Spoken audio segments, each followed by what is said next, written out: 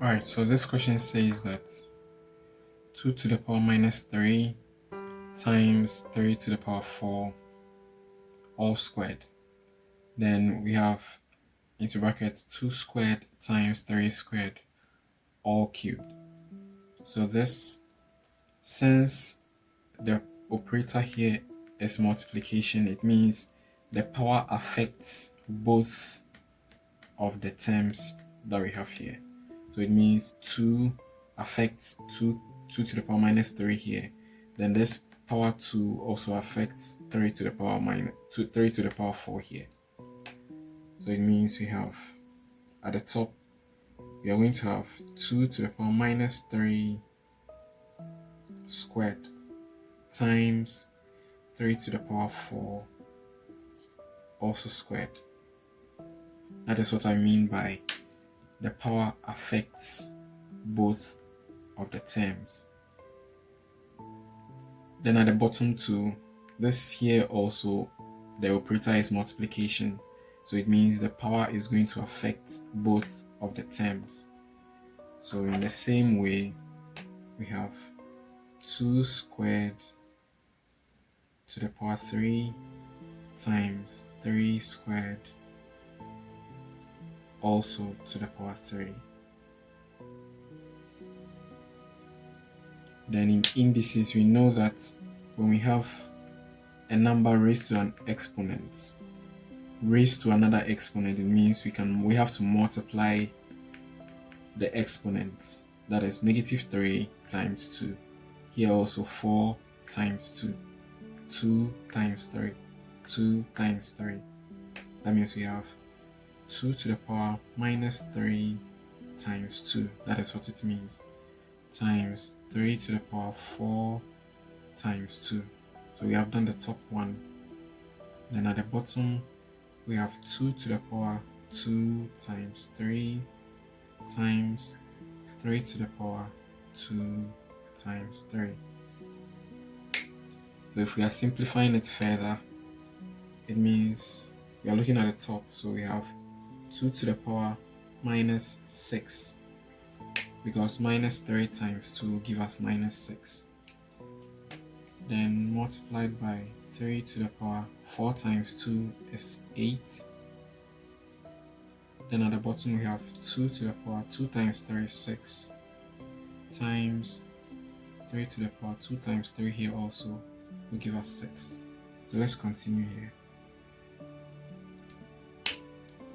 So let's look at the top. Now we have multiplication separating two different terms. So it means we can apply the indices to the 2 that we have here. Then we can apply indices to the 3 that we have here.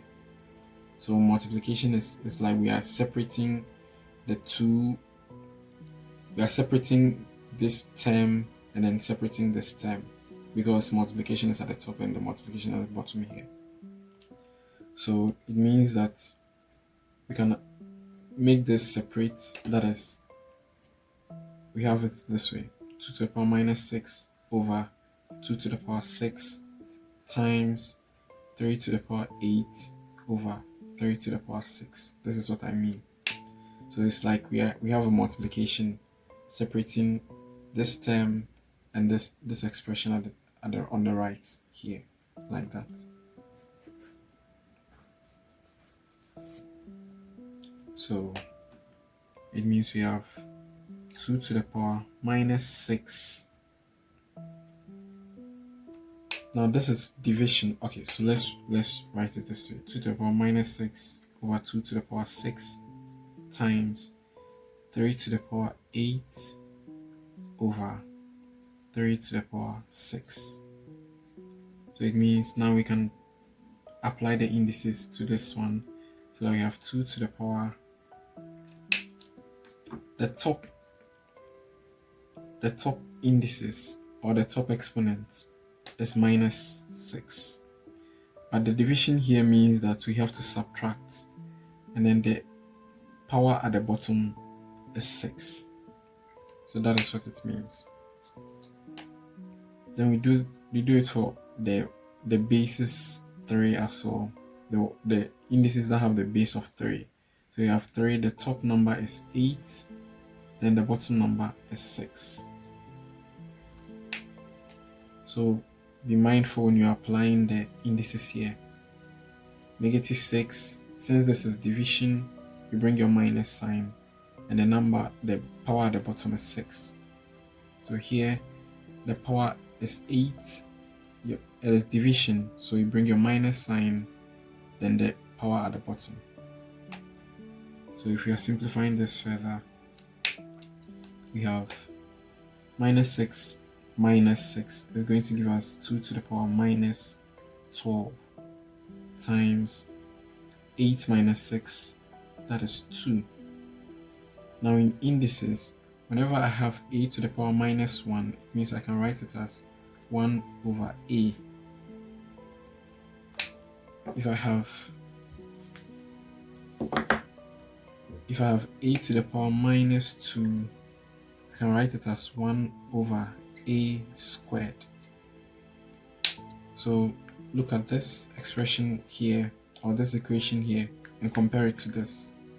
So it means that once we have 2 to the power -12, we can write it as 1 over 2 to the power 12 multiplied by 3 squared. And since the numerator is 1, it means we can see that 3 squared times 1, that will give us 3 squared divided by 2 to the power 12, and that becomes our answer. Alright, thank you very much for watching. Kindly subscribe to our channel to help us grow. See you in another video. Bye.